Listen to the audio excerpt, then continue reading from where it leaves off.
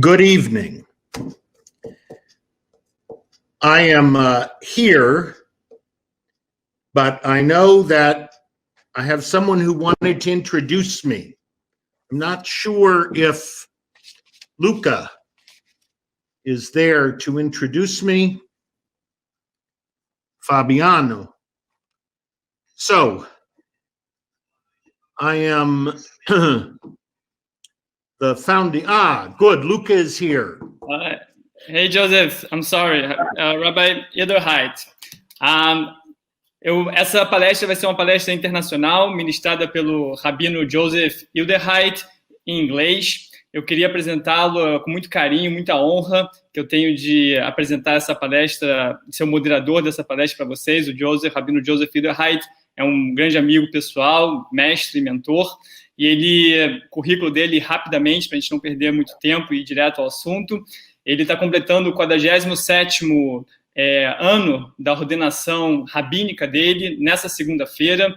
Ele se aposentou do templo da sinagoga Israel, Temple Israel, em Minneapolis, em 2001, e depois ele foi professor full-time, tempo integral, na Universidade de St. Cloud State University, onde ele se aposentou como professor emérito de religião e estudos judaicos em 2016. Ele serviu ao presidente Bill Clinton no conselho sobre AIDS e HIV, então ele tem muita experiência nesses assuntos de pandemia. Ele é muito orgulhoso de ser o rabino fundador da sinagoga Beit Tikvá, em Maringá, e o autor do livro What Am I Missing? Questions About Human Being. Então, sem mais delongas, com vocês, Rabino Joseph Edelheit. Please. Thank you very much, Luca. Let me begin by noting that I am here in Rio de Janeiro, but my heart and a part of my mind is in Minneapolis and in Minnesota tonight, where I served for 24 years, Temple Israel and St. Cloud State. And that community needs all of us to think, to pray about the necessity of relationships between human beings. When we're going to study Torah, we use a word that most people understand. Baruch atah Adonai Eloheinu melech haolam, asher kidshanu b'mitzvotav v'tzivanu la'asok b'divrei Torah. La'asok, to engage. So we're going to engage tonight in Torah, in a text that is fundamental to Shavuót, the text that leads us towards Sinai. Exodus 18, 19, and 20.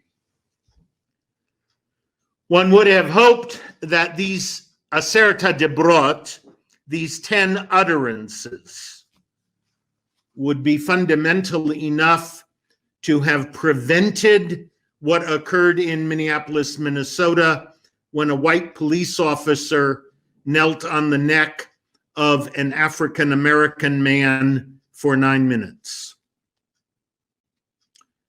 The rage, the fear, and the terrible, terrible sense of loss goes to the text that takes us to Shavuót. We had been slaves for 430 years. Moses was chosen to lead us out of slavery.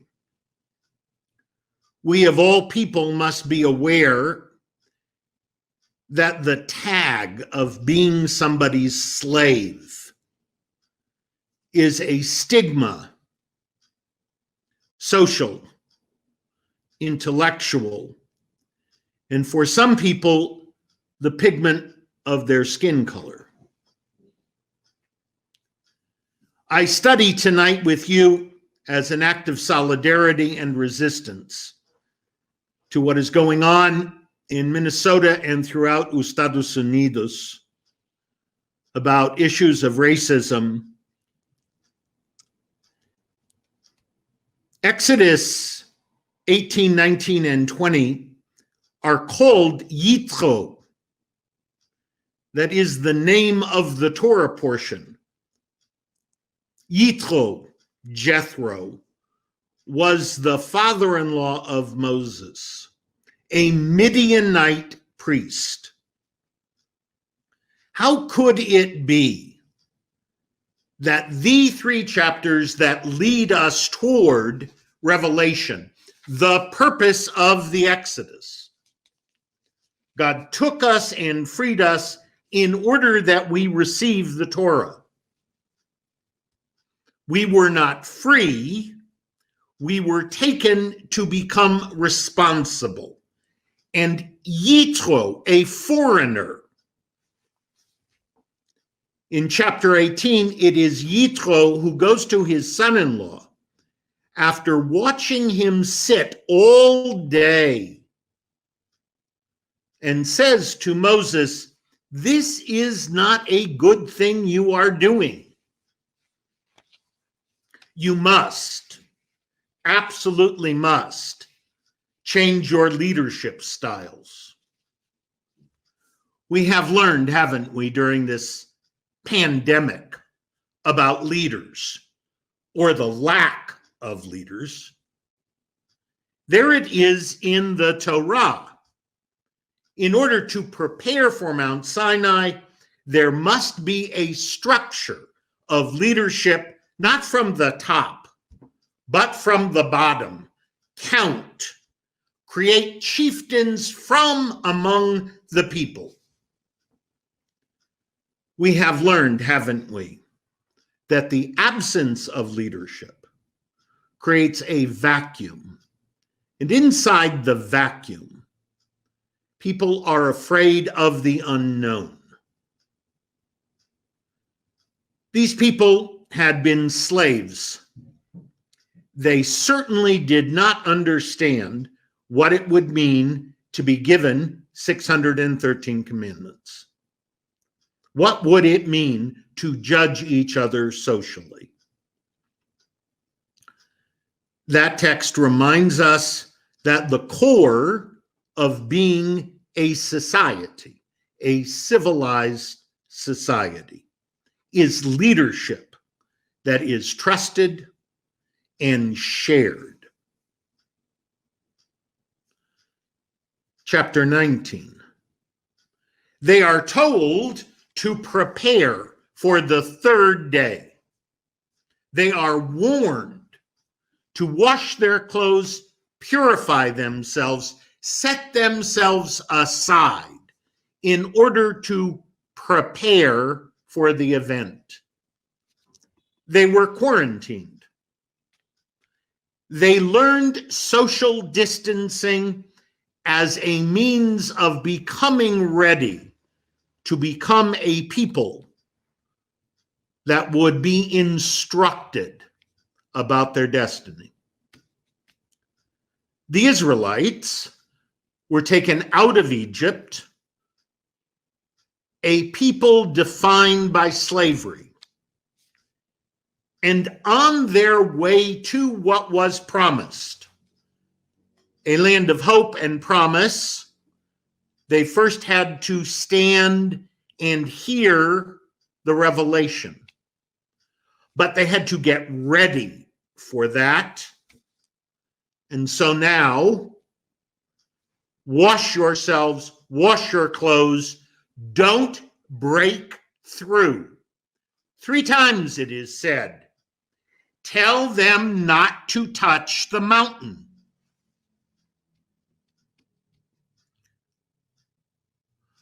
We're having difficulty, aren't we, with this social distancing? We're having difficulty not knowing when we can break through, when we can get past the boundaries and the limits. You will die, the text says, if you don't separate yourselves. they were frightened. Maybe that's why they prepared themselves. How many weeks have we been frightened? Human beings are frightened of the unknown. COVID-19 is an entirely new virus. Medical science continues to define it. We are afraid of what we are learning. We sometimes don't understand the necessity of being prepared. The Torah makes it very clear. Don't touch the mountain. Chapter 20, the Aseret HaDibrot. We now hear the content, the great content of the Aseret HaDibrot, the 10 utterances. I want to deal with the first word of the first utterance, Anochi. I want to deal with the first letter of the first word, an Aleph. The rabbi said that all the people heard was the Aleph. If you remember your Hebrew, you will remember that the Aleph is silent. The Aleph is silent. So all that the people heard after the quarantine, after the preparation of leadership, was silence. It is a mystery, and my, have we been confronted by mystery these past 4 months. We did not expect this. We were not ready for all that would happen to us. We are listening to the silence of the unknown, and we remain afraid. And behind the fear is anger.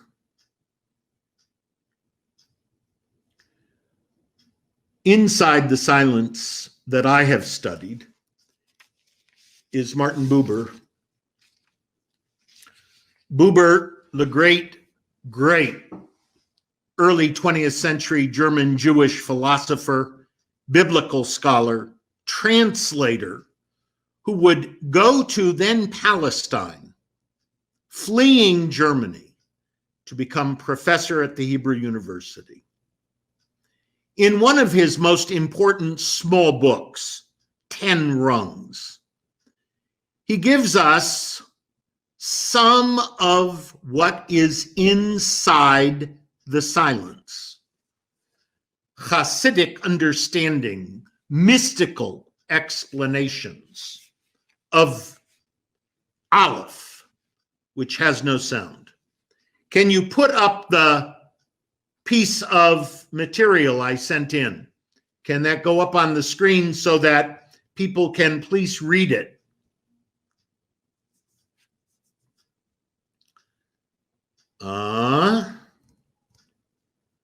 Okay, there it is. Very good. So let me share the very first one. Can you pull the screen down just a little, please? Very good. Just the first one. Of the voice over Sinai, Scripture says, it went on no more. According to the Aramaic, which is the ancient cousin tongue of biblical Hebrew, this means the voice never paused at all. And the voice does indeed speak today, just as it did in times immemorial. But just as then, now too, one requires preparation to be able to hear it. Now, therefore, if you hearken, get ready for my voice.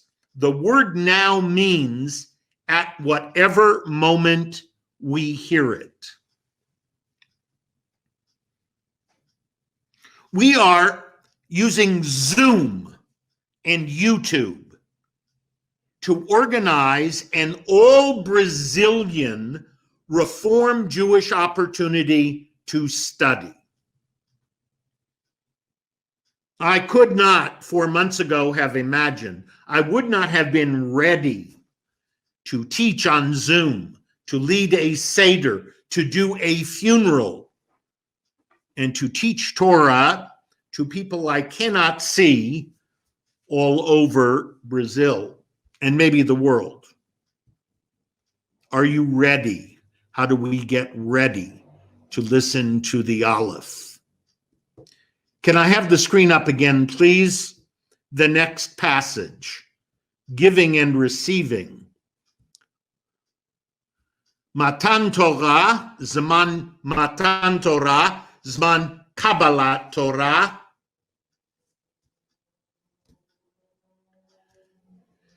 Why is the feast of Shavuót, Revelation, designated as the time we were given the Torah rather than the time we receive the Torah?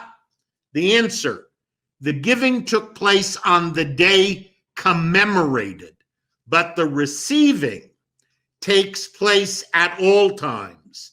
It was given to all equally, but they did not all receive it in equal measure. Everyone who chooses Judaism, all of the Gerim, those who bring us their gifts in the Jewish community, the rabbis say it is as if they stood at Sinai. I think every Jew in the 21st century is a Jew by choice. We must all choose to be Jews. We must choose to listen to the silence, to be ready, to be given the Torah in our own lives. Let us look at the next one. Please move it down a little for me, no more than this. Little further, little bit further. It is written, and you shall be unto me a kingdom of priests, a holy nation. These are the words which you shall speak unto the people. Rabbi Shlomo ben Yitzchak, Rashi, our teacher. These are the words, no more and no less. What does he mean? Moses was good. He wanted to reveal more to the people, but he was not allowed. For it was God's will that the people make an effort on their own. Moses was to say just these words, no more, no less, so that they might feel something is hidden here and we must strive to discover it for ourselves. That is why we read, and we set before them all those words. That is what Shavuot is about year after year. For yet another person to be given the opportunity to find what was hidden in their lives. And that is why we've gathered tonight, here, everywhere. It is why I began by saying I am in solidarity with my adult children and many friends in Minneapolis. We are all a single human community. And tonight I pray that those who are caught up in the fear and rage of racism in North America will find for themselves the hidden secrets of peace and calm. Luca, time to answer questions? Yes, Rabbi Joseph Edelheit, I have a question for you, actually. I like and agreed with the idea that we need to change our leadership styles. Idea you mentioned in the beginning of your talk. I agree that this must be a bottom-up movement. Yet, at the same time, when I look at the world, is that society, our bottom-up forces is supporting the current leadership style. I understand the role that fear plays in this scenario, a role that you also mentioned. But at the end of the day, what can we actually do? How can we change leadership styles when society preference go in the other direction? We have to teach by the model of how we lead. Certainly rabbis have opportunities and really requirements in the way they help their communities, in the way they link their communities outside the building into the community at large. Rabbis are fundamentally teachers. How do we teach inside our communities for those to become leaders in our congregation? We must spend more time helping Jews learn how to lead as Jews in the Jewish community. We must really appreciate those who, like Daniel Weiss, volunteer to serve at so many different levels. A doctor, someone who understands the needs of the human body, has decided to give himself the obligation to decide and learn how to lead inside his synagogue and now the Reformed Jewish community of the area. More questions? Or can I teach more Buber?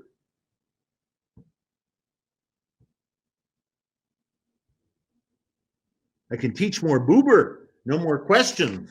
One more wonderful Buber. Rabbi Enoch interpreted the words, and the mountain burned with fire from the heart of heaven.